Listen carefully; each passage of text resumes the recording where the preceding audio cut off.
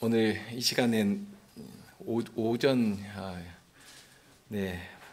살펴보았던 요한일서 1장 1절로 4절 말씀을 계속해서 생각하려고 합니다. 먼저 요한일서 1장 1절부터 4절까지 말씀 읽겠습니다. 태초부터 있는 생명의 말씀에 관하여는 우리가 들은 바요, 눈으로 본 바요, 주목하고 우리 손으로 만진 바라. 이 생명이 나타내신 바 된지라.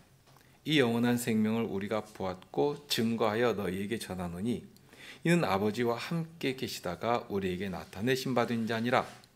우리가 보고 들은 바를 너희에게도 전함은 너희로 우리와 사귐이 있게 하려 함이니 우리의 사귐은 아버지와 그 아들 예수 그리스도와 함께 함이라.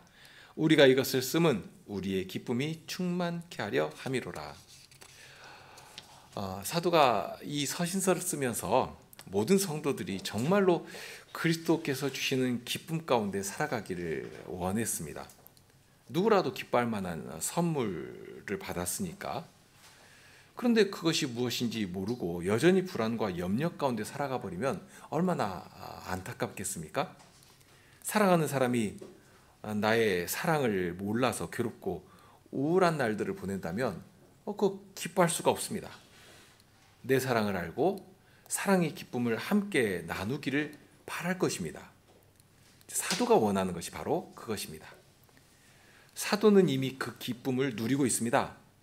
그러니 사도가 누리는 그 기쁨을 함께 나누며 살아가기를 원하는 것입니다. 똑같은 선물을 받고도 알지를 못해서 기뻐하지를 못하면 안 되니까. 그러니까 이게 뭐냐 하는 것을 알고 함께 기쁨 가운데 살아가기를 원하는 것입니다. 그래서 우리가 이것을 쓰면 우리의 기쁨이 충만케 하려 함이로라. 자, 그런데 이 말씀에서 얻을 수 있는 중요한 힌트 하나가 있습니다. 자, 우리의 기쁨이 충만케 하려 함이니라. 기쁨인데요, 여기에 우리의 기쁨이라 하고 말하고 있습니다. 내 기쁨이 아닙니다. 이것이 하나님 나라의 독특하면서도 아주 복된 특성인데요. 세상을 바라보면 세상은 항상 나만 좋으면 됩니다. 나만 행복하면 됩니다.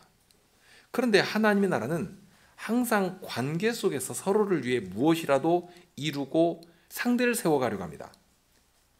세상은 내가 왕의 자리에 서서 내가 원하는 대로 내 마음대로 살아가는 것이 그것이 성공이라고 말합니다. 그렇게 자기중심적입니다. 마귀가 속이는 아주 강한 거짓말이 바로 그것 아닙니까?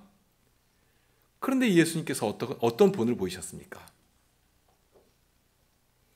당신을 주시면서까지 이 사귐 안에 들어와 살아가도록 하려는, 서로 사귐이 있게 하려고 하는, 그렇기 때문에 나만 잘되고 나만 기쁘고 한 그런 회복이 아닙니다. 사람은 본디 그렇게 짓지 않으셨기 때문에 하나님의 형상을 따라 지으셨다 하지 않으셨습니까? 우리의 형상을 따라 우리의 모양대로, 그리고 우리가 사람을 만들자 하고 하셨습니다. 삼위의 하나님께서 영원한 교제 가운데 계신 것처럼 우리도 또한 하나님을 닮아서 그런 하나님의 사귐 가운데 참여할 수 있는, 하나님께서 우리를 당신의 영상으로 만드시고 그 관계, 그 사귐 안으로 지금 초청하고 계시거든요. 감히 피조물이 어떻게 하나님의 사귐 가운데 들어갈 수 있는가? 그런데 그런 자리에까지 이르도록 태초부터 정하시고 바라신다 하는 것입니다. 사도가 말씀한 우리의 기쁨이 충만케 하려 이것을 쓴다 하고 하신 말씀처럼 나의 기쁨을 다른 사람의 기쁨 속에서 발견하려고 하는 것. 예를 들면 가족 가운데 한 사람이라도 어려움 가운데 빠지면 아무리 기쁜 일이 생겨도 내색할 수도 없고 실은 마음 가운데 마음대로 마음껏 기뻐할 수도 없지 않습니까? 그것이 가족이니까 그렇습니다. 그러니 형제가 잘 되면 나도 기뻐하는 것이고요. 또 나도 덩달아 마음 가운데 참 그로 인해서 뿌듯한 심정이 저절로 생기는 것입니다. 이게 주님의 사랑 안에서 묶인 형제의 관계입니다. 하나님께서는 그렇게 우리의 기쁨이 충만하기를 바라시는 것이고, 그래서 사도에게 바로 그 소식을 전하도록 하십니다. 다만 방금 말씀드린 것처럼 사도가 발견한 비밀, 그러니까 우리의 기쁨이 충만하게 되는 길이 어디에 있는가 하는 사실을 처음부터 알려줍니다.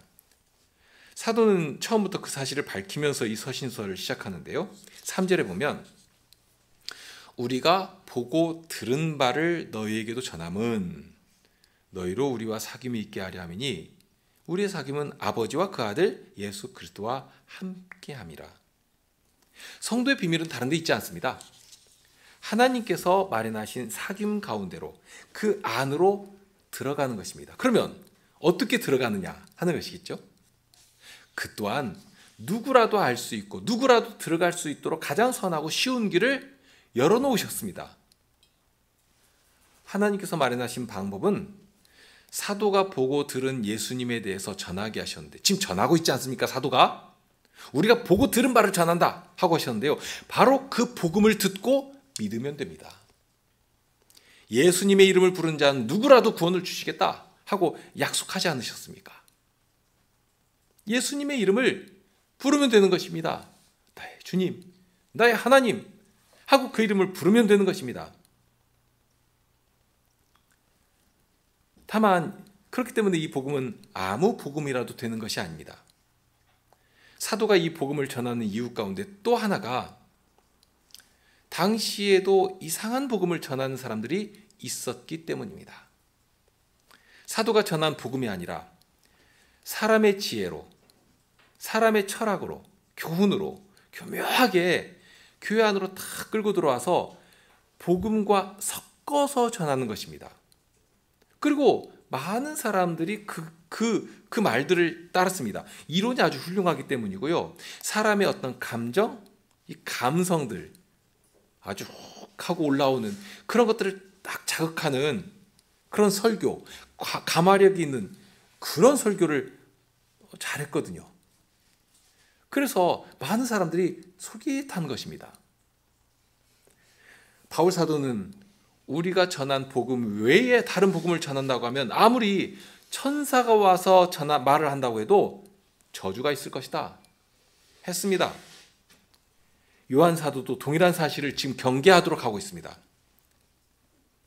특별히 요한 사도는 여기서 적그리스도다 하는 표현을 자주 사용하는데요. 예수가 그리스도라 하는 사실을 시인하지 않으면 그가 바로 적그리스도다 하고 주의하도록 합니다. 2장 22절에도 보면 거짓말하는 자가 누구뇨? 예수께서 그리스도이심을 부인하는 자가 아니요?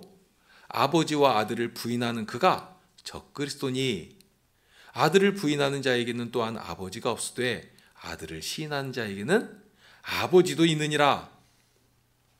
자칫 적그리스도라고 하니까 무슨 굉장한 능력을 과시하는 그런 사람인 것으로 이렇게 생각하는 경우가 많습니다. 막 하늘에서 별이라도 뚝뚝 떨어뜨려야, 그런 기적이라도 행해야 이거 적그리스도가 아닌가 그렇게 생각할 수 있지만 아닙니다. 성경에서 가르치는 적그리스도는 그런 자가 아닙니다. 오히려 적그리스도는 굉장히 가까운 곳에 있는 것이고요. 특별히 말세의 기간에 언제라도 자기의 야욕을 드러내면서 세상에 나오는 것입니다. 이미 사도 요한 시대에 그런 적그리스도가 줄곧 출현했습니다. 누가 적그리스도냐? 예수께서 그리스도이심을 부인하는 자가 그가 적그리스도다. 아버지와 아들을 부인하는 자가 바로 적그리스도다 하고 정신을 차리도록 했습니다. 바울 사도가 전하는 복음과 정확하게 일치하는 말씀을 합니다. 사도가 전한 복음이 아니라 다른 복음을 전한다면 저주를 받을 것입니다. 그리고 그가 바로 적그리스도다 하고 알도록 하십니다. 사도는 예수 그리스도와 그의 보내신 하나님을 믿는 것이 구원을 얻는 유일한 길이다 하고 전했습니다. 사도는 거창한 다른 말을 하지 않았습니다. 화려한 수식을 사용하지 않았습니다. 아주 명료하게 나이 많은 어른들도 그렇고 특별히 어린아이들이라도 다 알아들을 수 있는 아주 쉬운 말로 전했습니다. 그래서 5장 13절에는 결론처럼 이렇게 말씀합니다. 내가 하나님의 아들을 믿는 너희에게 이것을 쓴 것은 너희로 하여금 너희에게 영생이 있음을 알게 하려 함이라. 이 서신서를 왜 쓰느냐? 너희에게 영생이 있다 하는 사실을 알게 하려고 이 서신서, 이 글을 쓰는 것이다 하고 말씀합니다. 그러니까 이 말씀을 근거로 보면 지금 이 요한일서는 영생을 얻는 길을 알려주시기보다는 이미 너희 중에 이루어진 일, 하나님께서 너희에게 이루신 일, 그 일에 대한 것입니다. 너희가 이미 영생을 가졌고 그러니 하나님의 백성이다 하는 것입니다. 다만 그것을 확실하게 알아야 합니다. 그래야 기뻐할 수 있다 하는 말씀 아니겠습니까? 이런 사도 요한의 가르침은 요한일서만이 아니라 요한복음에도 잘 나타납니다. 요한복음 20장 30절 31절에 보면 이렇게 전합니다. 예수께서 제자들 앞에서 이 책에 기록되지 아니한 다른 표적도 많이 행하셨으나 오직 이것을 기록함은 너희로 예수께서 하나님의 아들 그리스도이심을 믿게 하려 함이요 또 너희로 믿고 그 이름을 힘입어 생명을 얻게 하려 하심이라. 자, 왜 이 말씀을 기록했다고 했습니까? 그 이름을 힘입어 생명을 얻게 하려고. 이 영생 얻는 비밀이 있는 것이죠. 생명 얻게 하려고 이 말씀 기록하고 있다. 이 복음 전하는 것이다 하고 알려주고 있습니다. 그러면서 요한일서를 보면 기쁨이 충만케 하려고 이것을 쓴다고 했습니다. 동시에 그 기쁨의 원천이 어디 있는가 하는 사실도 알려주고 있거든요. 그것은 너희에게 이미 영생이 있는 것, 하나님께서 이미 너희 가운데 이루신 일, 복음을 전하게 하시고 그 말씀을 믿게 하시고 하나님께서 친히 그 자리에 함께 하시면서 너희들 가운데 이루고 계신 그것 알아야 하겠다 하는 것입니다. 요한일서는 하나님께서 주신 영원한 생명이 무엇이냐, 우리가 이미 받은 귀한 선물이 있는데 그게 무엇이냐 하는 것을 반복적으로 알려주고 있습니다. 잊어버리기 쉬우니까. 얼마나 우리가 약합니까? 또 순간순간 변합니까? 그러니 그런 우리의 약함을 아시고서는 자꾸 알려주시는 것입니다. 자, 이런 요한일서와 비교하면 요한복음에서는 영생 자체를 전해주시거든요. 어떤 면에서 보면 요한복음은 지금 어떤 면에서 믿지 못하는 사람들에게, 그런 사람들까지라도 이 말씀을 통해서 예수님을 알고 믿고 그래서 영생을 얻는 그런 길을 알려주고 있습니다. 요한복음은 예수께서 하나님의 아들 그리스도이심을 믿어야 한다 하고 힘주어 전하거든요. 다른 길은 없습니다. 우리가 요한복음 3장 16절 말씀 잘 아시죠? 하나님이 세상을 이처럼 사랑하사 독생자를 주셨으니 이는 저를 믿는 자마다 멸망치 않고 영생을 얻게 하려 하심이니라. 이는 저를 믿는 자마다 멸망치 않고 영생을 얻는다. 바로 그 길이 여기 있다 하고 알려주십니다. 영생을 얻는 길은 다른 데 있지 않습니다. 하나님께서 보내주신 독생자 예수 그리스도를 믿는 데 있다 하고 알려주십니다. 그래서 요한복음 5장 39절에는 또다시 이렇게 말씀합니다. 너희가 성경에서 영생을 얻는 줄 알고 생각하고 성경을 상고하고냐, 이 성경이 곧 내게 대하여 증거하는 것이니라. 영생의 길이 성경에 있다 하는 사실을 알고서 부지런히 읽는 일, 참으로 지혜로운 태도이죠. 그런데 바로 그 성경이 누구를 가리키고 누구를 증거하느냐, 이 땅에 오셔서 십자가를 지시고 죽으시고 부활하시고 하늘에 오르신 그 예수님을 증거하고 있다 하면서 그 예수님이 누구시냐 하는 것을 전하고 있거든요. 사도가 함께 누리기를 원하는 기쁨의 중심에 바로 이 진리가 담겨 있습니다. 예수님을 믿고 생명을 얻어야 합니다. 그래야지만 그 다음 발걸음을 옮길 수가 있게 됩니다. 이 처음이 안 되면, 믿고 영생의 자리까지 이르지 못하면 다른 아무리 좋은 것도 다 필요 없게 됩니다. 무의미하게 됩니다. 이거 아주 쉬운 예를 들 수 있거든요. 지금 중병에 걸려가지고 중환자실에서 오늘 내일 하는 사람이 있다고 해보십시오. 그 사람에게 어떤 소식이 가장 기쁜 소식이 되겠습니까? 내가 숨겨진 맛집 알아냈다고, 기가 막히다고, 아무리 떠들어봐야 그 기쁜 소식 되겠습니까? 아니면 당신이 그렇게 바라던 승진, 당신이 어제자로 승진이 되었다 하고 축하한다고 하면 그 기쁜 소식이 되겠습니까? 아무 소용도 없는 것이거든요. 그 사람이 듣고 싶은 소식은 딱 하나뿐입니다. 살 방법이 생겼다. 고통이 사라지고 병 나을 방법을 알게 되었다 하는 그 소식 듣기를 원하는 것입니다. 살 수 있다는 소식이 그에게 유일한 기쁜 소식이 되는 것입니다. 그 외에 다른 어떤 소식이 무슨 기쁜 소식이 되겠습니까? 사도가 전하고 있는 복된 소식이 바로 그것입니다. 정말로 기뻐할 수 있는 소식이다 하는 것입니다. 그러면서 지금 요한일서와 요한복음은 접근하는 측면에서 약간 좀 차이가 보입니다. 어떤 면에서 요한복음은 복음의 그 기본적인 기본 도리에 대한 것입니다.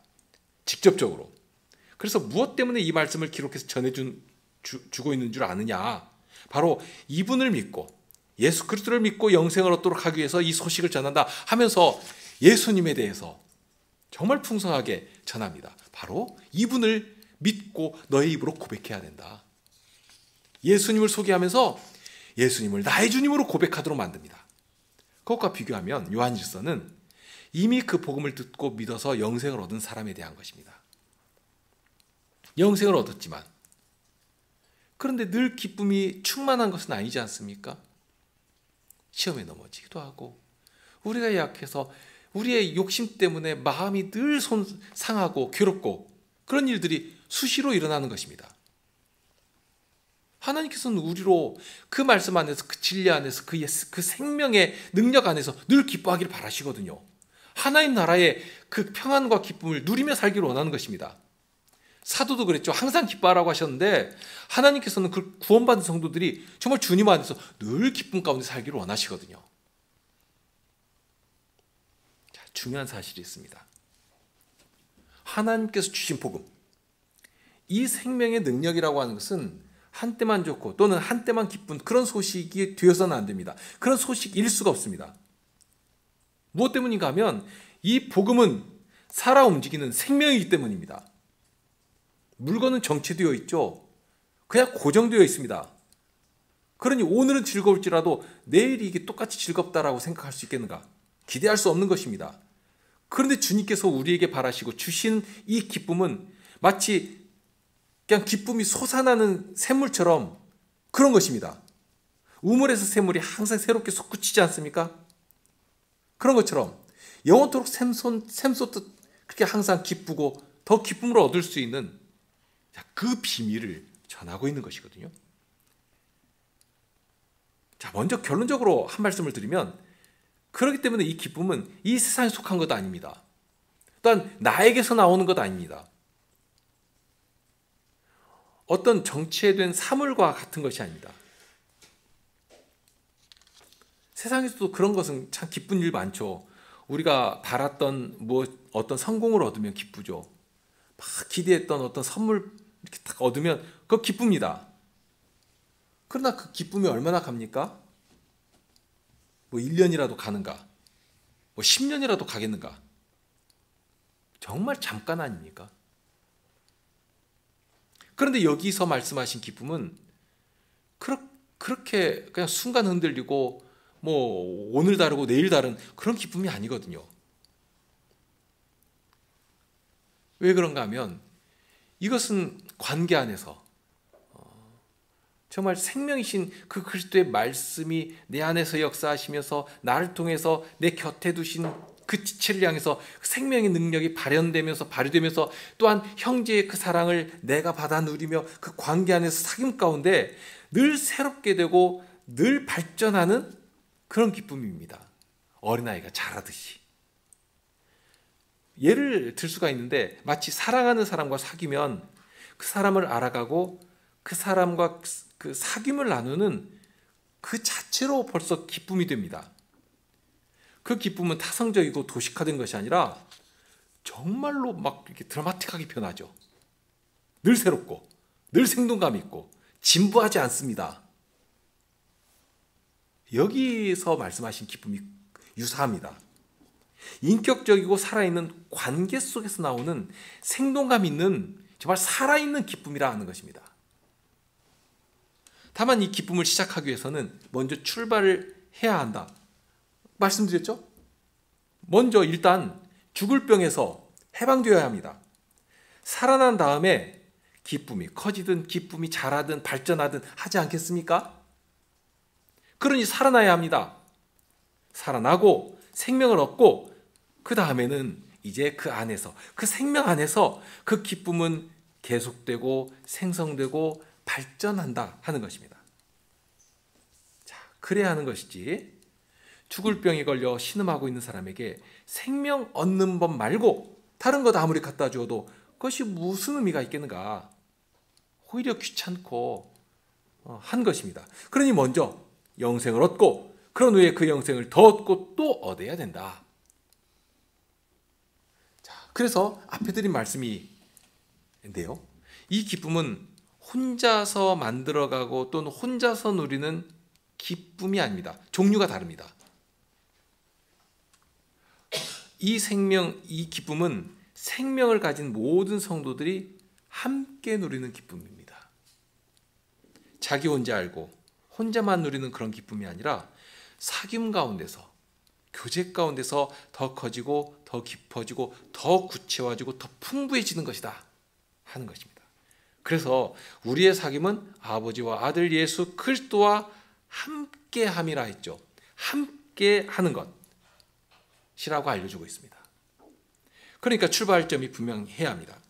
요한복음 17장 3절 말씀처럼 영생은 곧 유일하신 참 하나님과 그의 보내신 자 예수 그리스도를 아는 것이니라.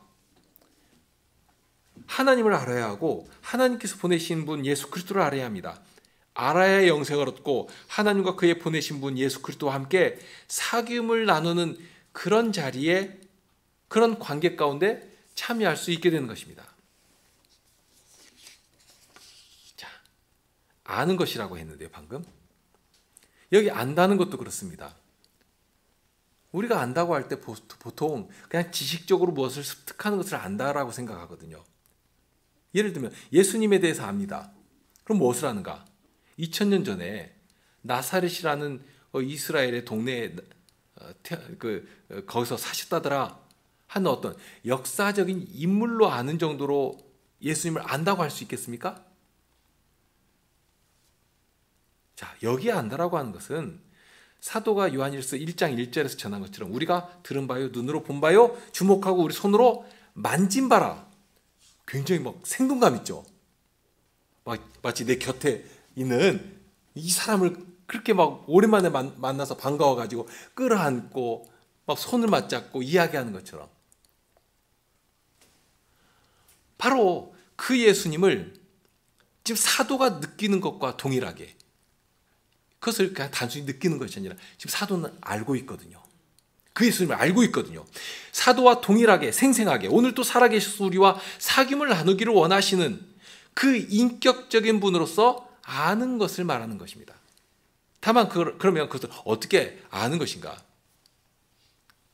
결론적으로 말씀드리면 지금 이처럼 예배를 받으시며 우리 마음의 말씀을 들고 찾아오시고 성심으로 그 말씀을 사용하셔서 우리 마음에 감화하시고 우리와 교제를 사귐을 나누시는 그 길로 우리를 이끌어 주시고 바로 하나님과 사귐을 얻도록 하시려고 은혜의 자리를 배설하시고 은혜의 자리에 참석한 자들에게 은혜를 베푸시면서 바로 우리의 생명이신 예수 그리스도를 알게 하시는 것이거든요. 자, 다시 가서 사도는 자신들이 그렇게 듣고 보고 만진 그분을 정말 힘주어서 전했습니다. 다만 그러면 오늘 우리는 그런 예수님을 뭐 손으로 만진다거나 뭐 눈으로 이렇게 본다거나 그러지 못하지 않습니까? 그러니 예수님을 우리가 알 수가 없는 것인가? 예수님께서 도마에게 하신 말씀 기억나시죠? 부활하신 뒤에 요한복음 20장 27절 이하인데요. 도마에게 이르시되 네 손가락을 이리 내밀어 내 손을 보고 네 손가락을 내밀어 내 옆구리에 넣어보라. 그리하고 믿음 없는 자가 되지 말고 믿는 자가 되라. 도마가 대답하여 가로되 나의 주시며 나의 하나님이십니다. 예수께서 가라사대 너는 나를 본고로 믿느냐? 보지 못하고 믿는 자들은 복되도다 하시니라. 도마에게 말씀하십니다. 도마야, 너 나를 보니까 믿느냐? 그것도 좋지만 그러나 보고 믿는 그것과 비교되지 않은 더욱 복된 시대가 열리게 된다. 실은 예수님께서 그 시대를 조금 있으면 활짝 여실 것이거든요. 여실 것인데 그때가 되면 어떤 놀라운 일이 일어나는가? 예수님을 눈으로 보아서 믿는 그런 시대가 아니라 예수님을 성신으로 믿는 시대가 열리게 될 것이다 하는 것입니다. 보지 못하지만 믿게 되는. 그런데 그런 시대가 오면 그런 시대를 살아가는 자들은 참으로 복된 자들이다. 복받은 자들이다. 하고 말씀하십니다. 과연 예수님의 이 말씀이 그대로 성취되었죠? 후에 베드로 사도는 이렇게 말씀합니다. 베드로전서 1장 8절 말씀입니다. 예수를 너희가 보지 못하였으나 사랑하는도다. 이제도 보지 못하나 믿고 말할 수 없는 영광스러운 즐거움으로 기뻐하니. 그리스도의 영께서 우리 가운데 함께 하시니까 사도가 전하는 복음을 듣고 예수님을 우리는 본 일이 없습니다. 그럼에도 믿고 영광스러운 즐거움으로 함께 기뻐할 수 있는. 그러면서 앞부분에 그렇죠. 너희들 못 봤지? 그러나 너희들 사랑하지 않느냐?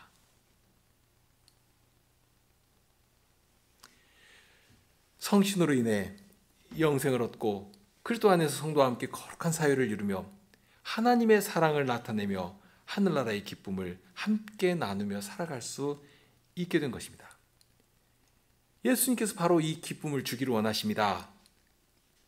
죄인들을 그 사망의 권세에서 건져내시고 영생을 주시고 하늘나라에 가득한 이 기쁨, 예수님께서 주신 이 기쁨 안에 다 들어와 기쁨 가운데 살아가길 원하신 것입니다. 그 일을 위해 사도를 파송하셔서 복음을 전하게 하시고 듣고 예수님을 믿게 하시고 누구든지 그 이름을 부르는 자들에게는 생명을 주시는 그런 복된 자리에 이르게 해주신 것입니다. 동일한 자리에서 요한 사도는 그렇게 구원받은 모든 성도들이 더 큰 기쁨 가운데 살기를 바라신 것입니다. 사도 요한은 이 비밀을 알고 큰 기쁨 가운데 살아가고 있었습니다. 그 기쁨을 누리고 있기 때문에 사랑하는 형제들이, 성도들이 이 기쁨 알고 함께 누리기를 원하고 있는 것입니다. 없는 것 억지로 찾아내라 하는 말씀 아닙니다. 이미 주신 것이니까. 다만 주셨는데도 그것을 몰라서 기뻐하지를 못하고 오히려 세상 염려와 욕심에 사로잡혀서 근심과 걱정과 두려움 가운데 휩쓸려 다니기가 너무 쉬우니까 사도는 아비와 같은 마음으로, 아니 할아버지와 같은 심정으로 이거 주님께서 주신 이 복된 것 알고 이 기쁨 빼앗기지 말아라 하고 알게 하시는 것입니다. 그러면서 여기 3절에 보면 아주 중요한 비밀 또 하나를 알려주시는데요. 우리가 보고 들은 바를 너희에게도 전함은 너희로 우리와 사귐이 있게 하려 함이니 했습니다. 사귐이 있도록 하신다. 이 사귐은 예수님을 믿고 영생을 얻는 사람에게 주신 귀한 권리입니다. 이 사귐을 위해서 예수님은 사도들을 준비해 주셨고 복음을 전하라고 하신 것입니다. 부활하신 후에도 사도들을 준비시키시면서 복음의 증인이 되게 하신 것입니다. 오직 성신이 너희에게 임하시면 너희가 권능을 받고 예루살렘과 온 유대와 사마리아와 땅끝까지 이르러 내 증인이 될 것이다 하신 것처럼 성신님을 우리 가운데 보내주시니까 이제 예수님의 제자들은 권능을 받고 땅 끝까지 이르러서 예수님의 증인이 되어 살아가게 될 것이었습니다. 과연 성신께서 임하시고 복음이 전해지기 시작하니까 그 복음 앞에 무수히 많은 인생들이 엎드리게 되고 생명을 얻게 되고 주님께서 예비하신 이 복된 관계 안에 들어와 사귐을 나누게 되고 그렇게 자연스럽게 하나님께서 바라신 아주 복된 거룩한 사회가 거기 형성되게 된 것입니다. 그리고 이 사회는 아주 독특한 사회가 되었습니다. 세상과 비교하면 더더욱 그 구별점이 뚜렷해지거든요. 세상은 자기를 자랑하고 자기를 높이려고 혈안이 되어 있습니다. 하나님도 그 중심에서 제껴버리고 자기가 중심이 되어 살려고 합니다. 그런데 예수님을 믿는 사람들로 구성된 사회는 높은 자가 오히려 낮아집니다. 오히려 섬깁니다. 자기를 자랑하는 것이 아니라 오직 그리스도의 십자가만을 자랑하려고 합니다. 생명의 성신의 법이 주장되고 사랑이 최고의 법으로 주장되는 그런 사회가 거기 형성되는 것입니다. 내 이웃 사랑하기를 내 몸과 같이 하라 하신 최고의 법을 지키면 잘하는 것이거니와. 자, 최고의 법이 무엇이라고 합니까? 이웃을 내 몸과 같이 사랑하는 것. 이것이 예수님의 명령입니다. 그런데 이 예수님의 명령을 기쁨으로 순종하고 그렇게 예수님의 이 명령이 예수님 말씀에 순종하는 이것이 최고의 법으로 존중되는 사회가 거기 형성되는 것입니다. 말과 혀로만 사랑하는 것이 아니라 행함과 진실함으로 사랑하는 그런 사회가 거기 이루어지는 것입니다. 다만 그 일이 저절로 되는 것은 아니겠죠? 만일 가만히 있어도 뭐 생각도 없고 관심도 없고 마음도 없고 그런데도 저절로 이루어진다고 하면 사도가 이런 말씀을 이렇게 강조해서 전할 필요가 없거든요. 현실은 오히려 반대이기 때문에 그런 것입니다. 그런 식으로 정신 못 차리고 멍하니 있다가는 주신 것도 빼앗기니까 기쁨도 빼앗기니까 그렇게 되어서는 안 되겠다는 것입니다. 사도는 우리에게 주신 이 은혜를 더 풍성히 누리며 이런 복된 사귐 가운데 주시는 기쁨이 우리의 사귐 안에 가득하기를 바라신 것입니다. 빼앗기지 않기를 바라시는 것이고 하나님께서 원하시는 그 복된 사유가 그리스도의 그 사랑의 법이 가득한 정말 생명의 힘줄처럼 능력이 되어서 발휘되는 그런 사회가 거기 건설되기를 원하시는 것입니다. 이제 결론입니다. 사도는 예수님 안에 있는 이 생명을 얻고 계속해서 얻기를 바라고 있습니다. 그리스도를 아는 일에 잘하기를 바라고 있습니다. 그래야 하나님의 사랑을 아는 지식도 더 깊어질 것입니다. 하나님의 백성이라 하는 의식도 더 풍성해질 것입니다. 내가 세상에 속한 자가 아니라 하나님의 자녀라 하는 그 자의식도 강해질 것입니다.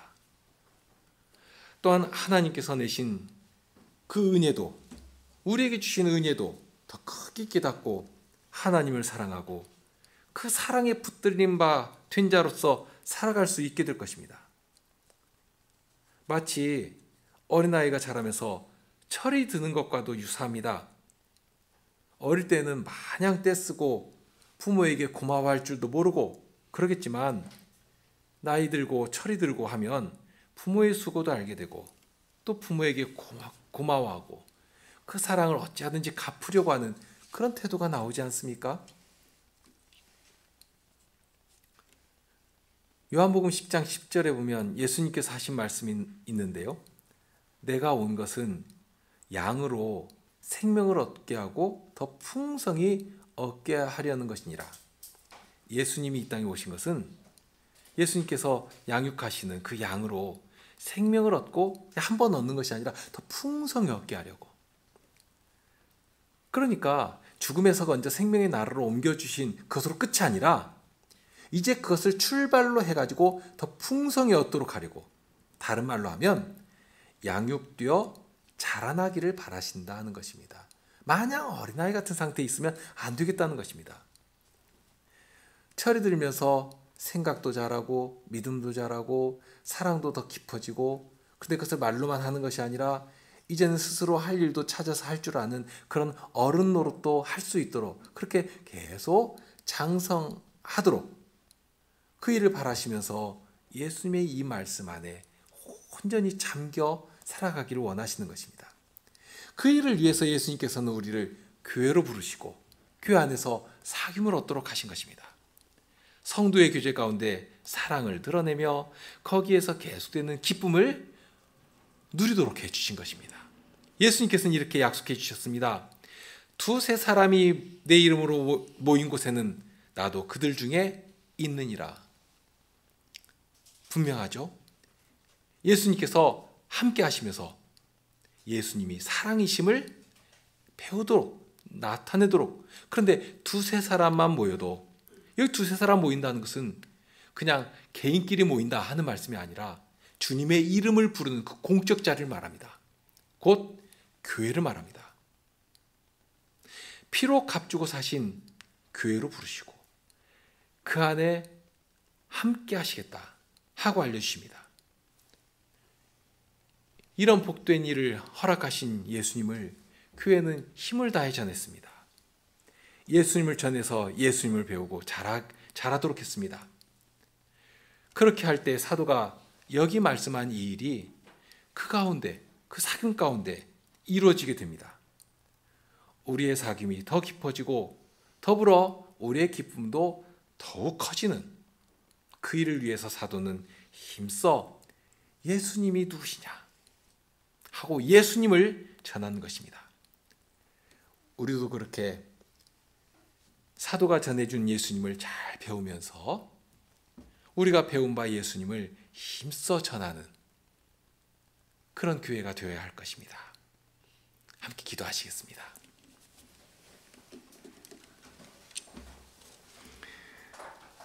사도가 얼마나 큰 확신과 기쁨 가운데 우리 주님 예수 그리스도를 전하는 것인지,